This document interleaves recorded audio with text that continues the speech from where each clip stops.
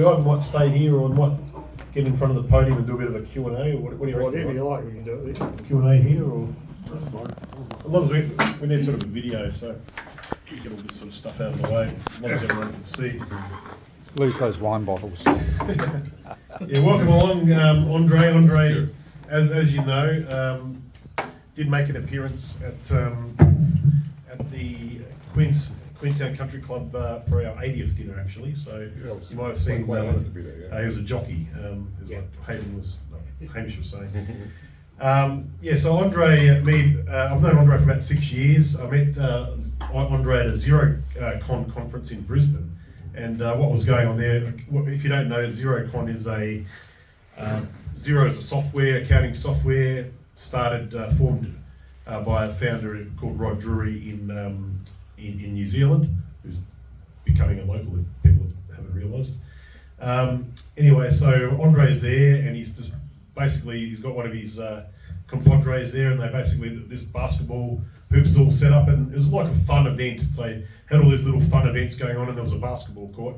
And I saw Andre, and I grew up sort of idolising him because, you know, he played in the NBL for the Brisbane Bullets, and spent a year in Tasmania playing for the Tasmanian Devils in 1995. So that's how we met. So I reached out to Andre, and as some of you might know, I'm a bit of a podcaster. I invited Andre to be on one of my podcasts, and lo and behold, he was on a couple within the space of a year, and we became good friends. So I'd like a round of applause to introduce Andre anyway. In this Q&A session. So, Andre, tell I guess the crowd, whereabouts were you born and where did you grow up? Well, yeah, first of all, I'd like to thank President Ross for having me here, and all the Rotarians. I'm very honored to be here because there's a big connection. You know, I've been done my research about Rotary, and you got Rotary started in Chicago, my hometown. You know, back in February 23rd of 1905, yeah. Paul Harris was his name. Yeah. So the connection is number 23, Michael Jordan, big basketball guy from Chicago, and being born there. So this is quite surreal, actually, to be in the presence of you guys. You know, you got all the Rotaries all over the world have done some very great humanitarian work, and I'm very grateful to you guys for the work you've done over the years. So. But to answer your question, I also like to thank Tim here, who's, like we said, from great friends, and a bit of my background. Growing up in Chicago, 60 years ago, when I was born to a lady by the name of Jeanette Smith, who, she was Jeanette Moore. Then she still goes by a married name, even though she's divorced and all that. But she raised me. She was a very young mother. She was a young mother raising me in Chicago. At 17 years old, I was born July 2nd. She was 17 years old when I was born in July 2nd, and she turned 18 the following day. So we're back-to-back birthdays. So she was a great lady. I'm very proud of her because she actually finished her education, her diploma in high school while I was in her stomach and everything. Brought us up in the Housing Commission in Chicago, and it was tough sort of beginning, but she made do with it, and I picked up the game of basketball at the age of 10 years old, fell in love with the game. Also was very, very big into reading. Reading is one of my favorite pastimes to this very day, and those two things combined is what made me the person that I am today. Yeah, okay, thanks, Andre. So obviously started playing basketball when you were 10. Tell us about, I guess, obviously, when did you sort of get your first growth spurts, and when did you realise that you could, there's a good chance that you could, that could be your profession, being a professional basketball player. When did you first sort of realise that, and tell us about some of those early sort of moments where you sort of realised that? Okay. First started stretching out and growing around the age of 9 to 10 years old. I started noticing I was wearing a size 10 shoe at 10 years old, and that kept up with my age all the way until I got to 18. This is what I wear now, 18. And I actually have a gripe with you guys here at Queenstown because we went up to Coronet Mountain, or Coronet Peak, the other day, and I thought I was going to get a chance to do have my first experience with skiing, but they didn't have any boots to fit me. Size 18, they didn't have any size 18. They only went to size 15. So I'm a bit down on you people for not having some shoes available for me. Yeah. You know, I get all my shoes from a lot of them from overseas in Chicago, and they actually come with a pair of oars. You know, my shoes always come to box up with it's oars in there too, because it's so long. But yeah, I started growing at the age of 10 years old, and as I was growing physically, my love for the game of basketball was starting to grow. There's a guy by the name of Keith Stennis who lived in my neighborhood, who was the best basketballer in the neighborhood. I used to sit and watch him and marvel at how good a player he was, and that's where my love started my desire to play the game started to grow. And I actually got a chance to catch up with Keith after 30 years when I was home back in July, and I actually thanked him for being my inspiration. It was really cool to be able to thank the guy who inspired me to play the game. So yeah. So around 10 years old is when I started to grow. I must have been about close to 6 foot at the age of 10. Yeah, it was yeah. So it was quite a bit of pressure on my mom trying to shop for clothing for me and all that. She used to have to go out and kill a couple of cows to make shoes for me and all that. Mom did what she had to do. But it was that was the time. Yeah. So obviously, you made the decision. You felt you could become a professional basketballer. Going through the process, you went to you obviously did college basketball. That obviously, and that obviously reinforced your dreams that you wanted to do that as a profession. So when it got to the stage of 1987, the NBA draft in 1987, you're there. You're sort of ready to make it to the next step and see if you're there for the NBA. Tell us about how you're sort of feeling, heading into that time of your life. Yeah. That was quite a daunting period, because when you get drafted in the NBA, you don't have any control over where you go. You just whatever teams has interest in you, that's where you go. I just happened to get picked up by the Denver Nuggets that year as the 31st pick, which was quite a high pick, considering there's 30 teams in the whole National Basketball Association. To be the 31st pick out of millions and millions of young men trying to make it to that level, it was I was quite amazed when my name was called by the commissioner at that time, David Stern. May he rest in peace. Yeah, he's no longer with us. But sitting there in New York where the draft was held, I was quite nervous. I was because you just don't know where your future is going to be at. Your future's in the hands of other people. But all I knew is that I was picked as one of the top 32 players the previous month to play in Hawaii. Our audience was all NBA general managers and all that. That's where we kind of went through our audition process, and that went really really well for me. A guy by the name of Scottie Pippen, who was second in charge for with the Chicago Bulls with Michael Jordan. He ended up being one of my teammates on that team in Hawaii. So I got to know him real well, and he was quite a nice guy. It was a very, like I said, it was a very daunting sort of period, but it all came to fruition. Denver chose me. I went to Denver, and it didn't work out as much as as well as I would like to, because Denver was a veteran team. They had a lot of veteran players. And also, I had played high school and college. I had played the center position, which is the biggest guy on the team. I was 6'8", 6'9", and jump this high off the ground. And by the time I went to Denver, they had 5 guys 7 foot tall, 7 foot plus that I was looking up to, like, man, you're tall, man. So it was all perspective, because they had centers already, big guys. I mean, I had to play a different position, and I wasn't really prepared to play that position, But when they let me go, the Denver Nuggets cut me. They actually paid me out for the year. They actually liked me a lot, and then I get picked up by the Milwaukee Bucks a few days later. Played a few games with them, and then my career overseas started to come. Yes, obviously, and then your overseas career took off, and different places in Europe, and obviously looking at the CBA and that sort of thing. So tell us a little bit how did you sort of end up in 1990? Tell us the 1990 story where you ended up obviously in Brisbane. Yeah, it was all. That was quite by chance. You just never know where life's going to send you.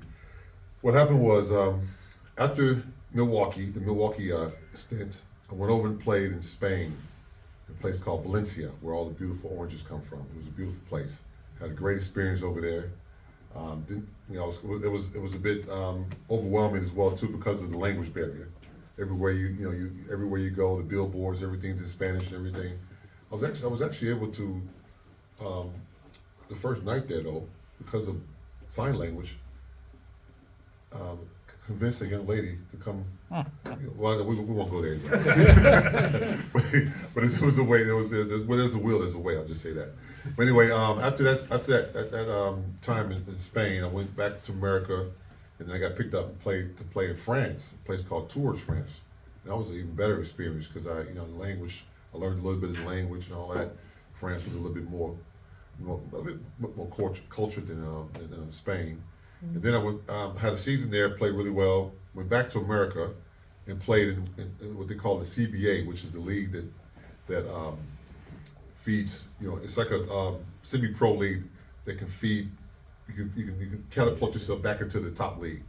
So while playing in that league in a place called Tulsa, Oklahoma, unbeknownst to me, the Brisbane Bullets coaching staff were over in America looking for imports to bring over to Brisbane. And they had a guy in mind that they were looking at it. This guy was playing in a place called Kansas, and my team was in town playing against this team. My Tulsa team was playing against a team in Kansas. We gave them a good flogging. I was matched up with the guy that they were looking at, and apparently they turned their attention from him to me that particular night. But I didn't know that till after the game, when my coach came to me. It came to the locker room and said, "There's some guys out in the hallway from a place called Brisbane, Australia." It's actually pronounced Brisbane. Brisbane, Australia, they're very interested in you. I'm like, Australia? You talking about where Crocodile Dundee's from? Because that's all we knew about Australia back then in 1980, 88, 89. That movie was, it made a big impact in America. And I'm like, cause I'm thinking Australia's all out back, there's no, I'm like, where they put the basketball courts in? And I'm thinking it's all out back and shit. So it was hard to put my head around it, But because I like reading and all that, I went to my local library and got a atlas and looked this place up.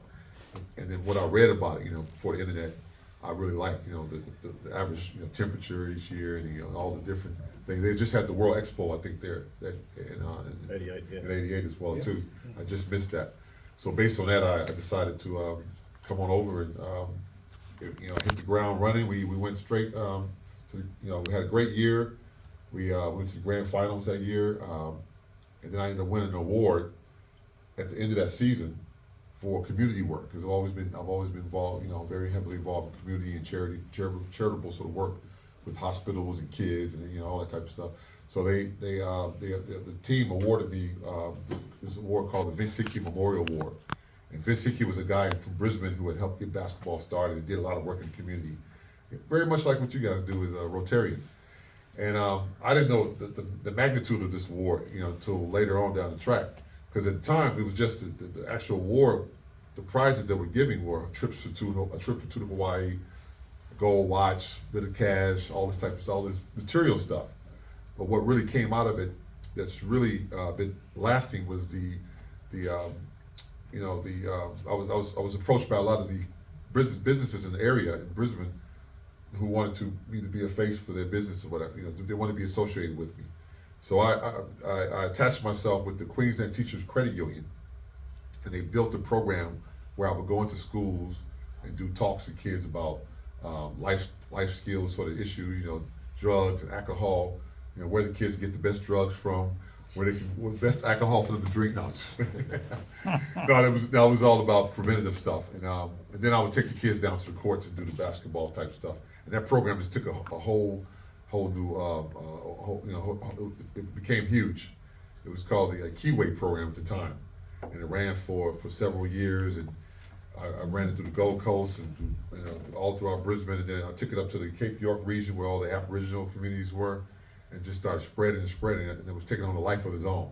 And then eventually I turned it into the program that it is today. The name is called the Big Feet program. Big feet as in F-E-A-T. What's your big feet in life? Even though it is also the play on words, but me wearing the size 18 shoes.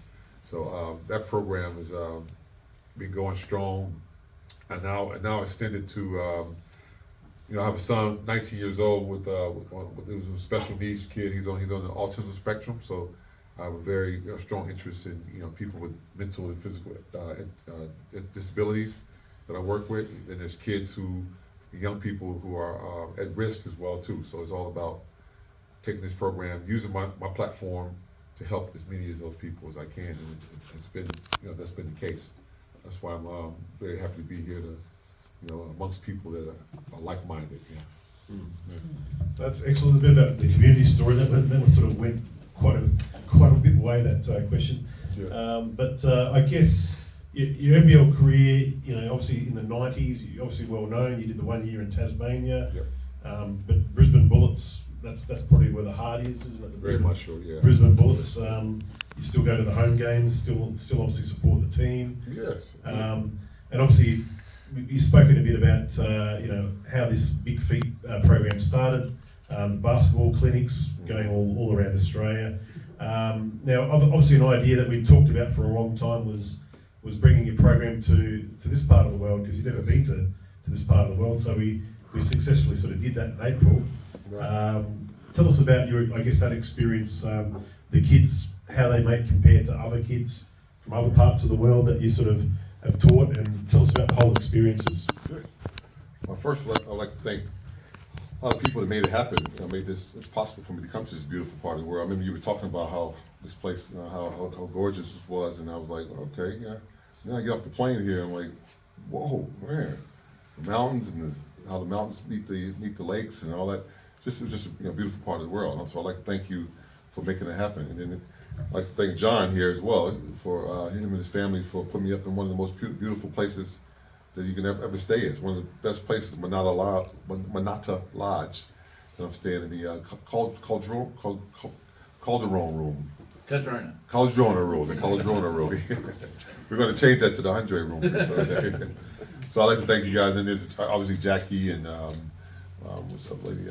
Beth Mackey. Beth Mackey, those type of people. They've all made it happen, because it takes a group of people to make things happen. So when we came here, first thing I noticed about the kids that play here is that they have a little bit more aggression than kids from Australia, the way they play. Because I think it might be because I know footy is very popular here, Union, with the All Blacks and those type of things. So I think a lot of those kids play that sport. You can tell they bring a lot of that aggression to the court, and it's really, really cool to see. Because when I play basketball, I'm all about, my position was about being aggressive and elbows and dunking on people and trying to force the play on people. So that's one of the main things I learned about people, the New Zealand kids, Kiwi kids. But they're very lovely as well too. The families have been great. My whole experience here, I just love coming back here. It's just a great experience, and I look forward to coming back more and more. I guess final sort of questions from me before I might open it up to the floor to anybody else to sort of ask Andre some questions. Because obviously I've known Andre for the last 6 years, asked him quite a few questions. But I guess tell us who your inspirations are. I mean, who are the people that inspire you to become who you are, and who I guess are your heroes that you look up to, and some of those experiences where we've had some great experiences with your potentially mentors or people that have influenced to you. Okay. So first of all, being 6 feet 8 inches tall, it's not many people I look up to. So it's great. That's Rocco fella there. Yeah, Rocco, the young fella for the book. But no, but seriously, some of the guys, people in general that I look up to, like my mother, I mentioned her earlier. She's been a great hero because she was able to raise me and my siblings, under very harsh conditions growing up in Chicago. I didn't want to mention some of the stories of when having a gun pulled on you, those type of things. Those are things I experienced. I remember getting held up with a butter knife. The worst thing about it was still had butter on it. That was the crazy. No, but she was able to protect us from a lot of those things. So she's always a hero. Then my high school coach, Mr. Bob Walters, who passed away shortly after I left high school in class of '82. He died of cancer, but he was like a father figure to me and my teammates. Because we only had one guy out of 12 teammates, only one guy had a father figure at home. And his father was very alcoholic and all that. Unfortunately, it was very, very tough situation. So he played a pivotal role in helping raise us, Mr. Bob Walters. Yeah. Then my best buddy, Philip Jordan, who I grew up with. I've known him since grade 3. We still keep in touch on WhatsApp, talking day to day. We've been great inspirations for each other.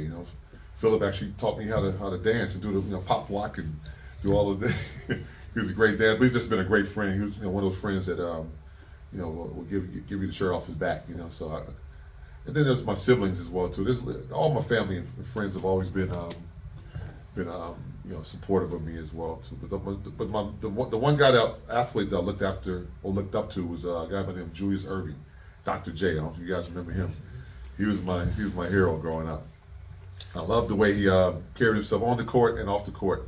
He was such a gentleman. He, flying through the air, he was very exciting. He was before Jordan. He was the guy that made the dunk a work of art. He also off the court, he was always very giving to his fan base, and just a real cool. He's still an ambassador to the league today at the age of 75, 80 years old. He's still super smooth and super cool. So those are my heroes. Okay, I guess we might open it up to the floor. Any questions from any of the members of the club that wanted to ask Andre a question? Leanne?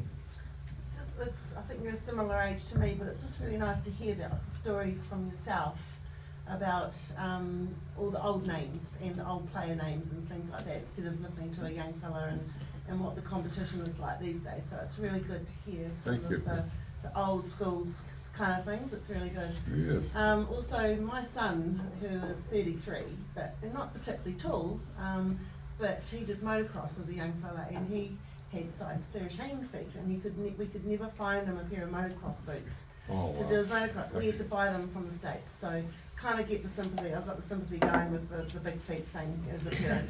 That's right. I get it. Good. That's definitely glad you Yeah, get so it. not quite the 18, but trying to get the size 13 in New Zealand was quite difficult. It's all about perspective. You think about Shaquille O'Neal. He wears a size 22. Wow.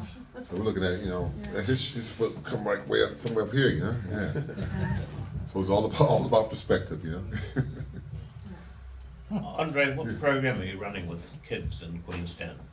It's the same program, the Big Feet program that I run everywhere. I've taken this program also to Vanuatu. So yeah, Big Feet. I just plug it into whatever country or a place that I'm at. So that's the actual program, the Big Feet program. Can you give us a little bit more detail about the program itself? Yeah. So it's basically it's all about healthy body, healthy mind.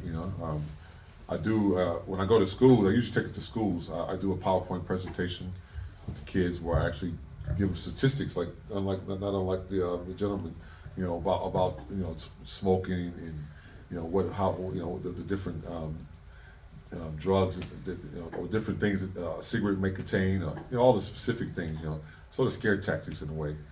So I take the program to schools, do the PowerPoint presentation for an hour and a half, and then I'll take the kids down to the local courts, and then work with them on a comprehensive basketball skills and conditioning program where we work on all the basic fundamentals of the game: passing, shooting, dribbling.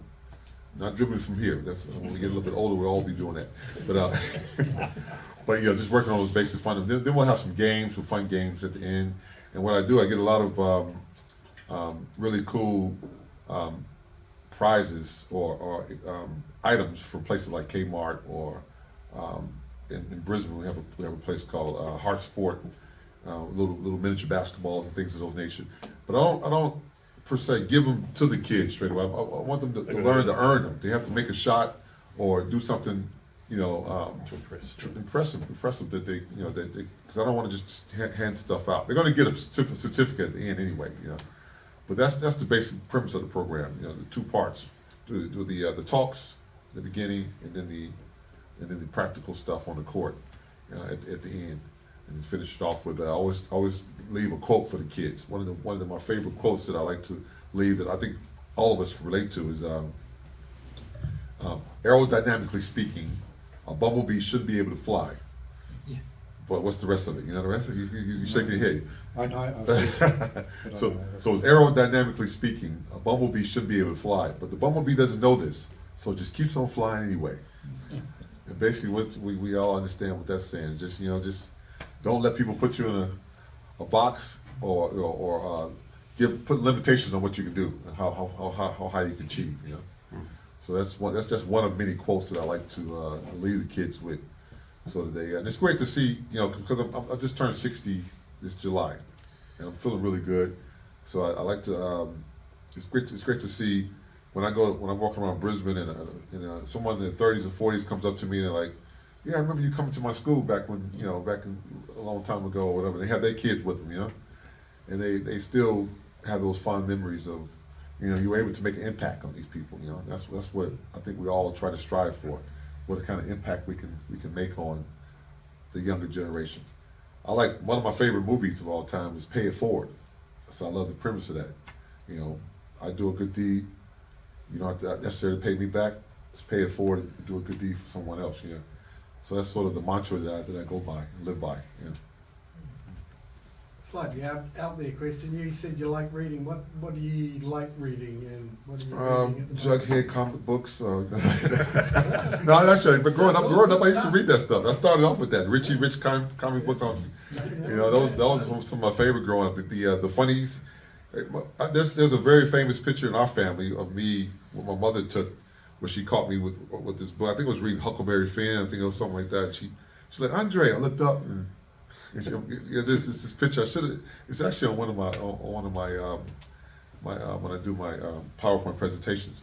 But I like a lot of biographies. I read A Measure of a Man by Sidney Poitier, which tells his story of how he grew up.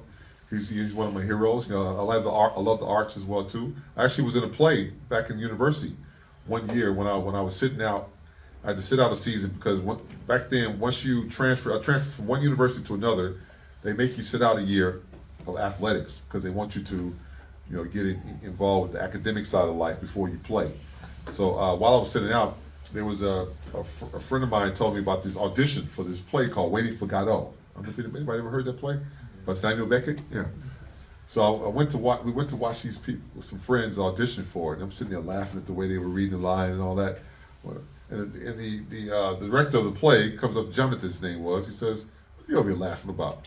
Why don't you read some lines?" So I took the play. Give me it. I started reading all these lines very well, and I acted it out and all that. And I ended up getting one of the main characters of this play. It was only two main characters really. There was Vladimir and Estragon. A lot of my friends call me Vladimir to this day because that was my character in the play. But that was a great experience, to be. And it was a team environment, putting this play together because we got involved in every aspect of the lighting, doing the lighting, the building the little the set and everything. So I really enjoyed that. And I was able to show the student body at the school that I could do other things other than play basketball. I was able to sort of buck that sort of stereotype that we get sort of cast with.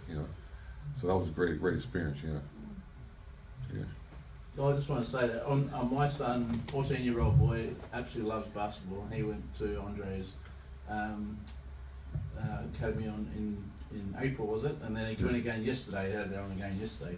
And it's not just that. It wasn't just like normally I go and take him to basketball. It's an hour and a half. It's 4 hours. It's enough time for me to go and play golf. So it was fantastic. That's the whole idea. But he absolutely loved it. Terms.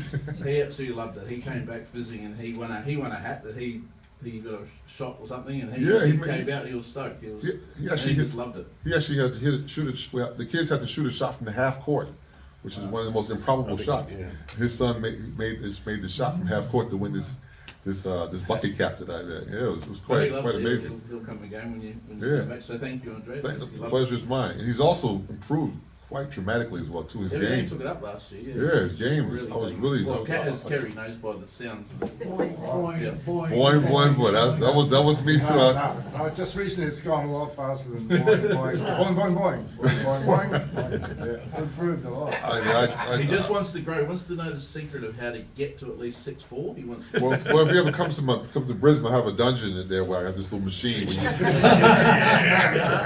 where we'll stretch them out a little bit, a little rack. Yeah. I'd rather you say if you unload the dishwasher and if you clean the house. That makes sense. But I don't know if you guys ever get a chance to stay at, well, you guys all live here, but you ever get a chance to just get a getaway at Monada. The Monada Lodge is just a great place. The view is just, I mean, everywhere is a view, $1 million view. Everywhere you look around here, every which way you look, there's a beautiful view there. But that place is absolutely gorgeous. Yeah. I think, Andre, in New Zealand we think the All Blacks are professional and playing rugby and one of the best teams in the world, but the professionalism and the commercialisation of sport, like the NBA is big money, big money, and you're getting young people coming through who have got talent, and there must be some negatives and positives with that. Yes, it is. A lot of negatives and a lot of positives. You're right. Yeah. Some of the, we'll say some of the positives is obviously all the things you can buy. Opportunities. Opportunities, Yeah. the doors that open up for you. But what comes with that, a lot of the NBA is getting very young as well too. So guys like LeBron James, they all came straight. They bypassed the whole college experience straight from high school to the pros. Work, straight into millions and millions of dollars. Yeah. You have all these vultures, people that because their families more than likely don't know how to manage money and all that. So there's a lot of people that take advantage of them. A guy by the name of Kevin Garnett recently retired. He was one of the great players from Minnesota Timberwolves and also won the championship with the Boston Celtics in 2008. Was that? Yeah. He recently retired. Well, retired about 10 years ago, and he found out his the guy who was supposed to be managing his money has been siphoning off $70-some million of his money. He earned $300 million during his playing career. But this guy has been siphoning off almost $70-some million of that. The guy's in jail to this day. So that's one of the bad sides. And then there's a lot of guys get caught up in bad relationships. Where they get fleeced by the women are great. But some of them get involved with some of the wrong people and wrong women. They get sort of caught up in that sort of thing. And then there's drugs because it's a lot of time. You got a lot of time. You got a young person. They have a lot of time because you only get 3 or 4. You only have to train 3 or 4 hours a day, and then there's the rest of the day is yours. You got all this money, all this time, so they get they don't manage it the right way sometimes. Yeah. But there are guys like LeBron James. I think he's an exception to the rule because he's quite sound person. He married his high school sweetheart, and she seems to be quite she's a very together person.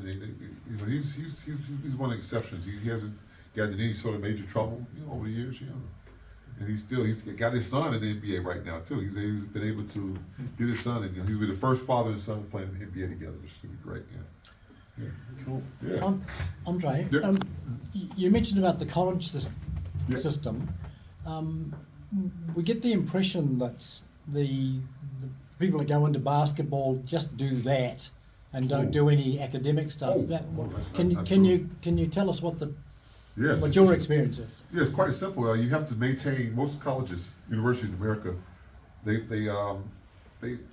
have to maintain a 2.0 grade point average, which is like a C average. Mm-hmm. And if you go below that average, you're kicked off the team until that comes up. So academics is stressed, more so than academics. Academics is stressed more than athletics. Yeah, so they maintain that. My school, Loyola University, went that further. We had to have a 2.5, C plus. So I took, made sure I took basket weaving classes. Loyola is one of the Yes, one of the upper echelon. One of the upper academic schools. echelon Yeah, yes. universities. Yeah. Yeah, they have four different Loyola universities in Chicago, in every part of the world. In LA, they have Loyola Marymount. Then there's Loyola Chicago, where I'm from. Yeah, yeah. Loyola down in New Orleans. And there's one in Baltimore, Maryland as well too. And the main campuses are over in Italy. They're all Jesuit schools, from the Jesuit priests. Yeah. Our school sits right on the Lake Michigan, which is one of the 5 Great Lakes. Beautiful campus, and it was quite a pleasant place to be a student athlete at. Yeah. And notice I said student athlete, not athlete student. Yes. That's what we were considered. Yeah, student athletes. Yeah. Okay. Right. Thanks, Andre. Ken, you can follow up with a vote of thanks. on Indeed, behalf of the club. it's been very rewarding to Yes. have you come and talk to us. All right. Certainly the most How's the weather down there? beautiful guest that we've ever had. But People always ask me how the weather is up here. Now, I spit on them and say it's raining. Nah, but the more important thing is the program that you've got, yes. the youth direction, and really that is the essence. Of course. So keep it up, Youth are And- yeah, yeah. and thank you from the club. Thank you very much. I appreciate it. Thank you. All right. Lovely to meet you.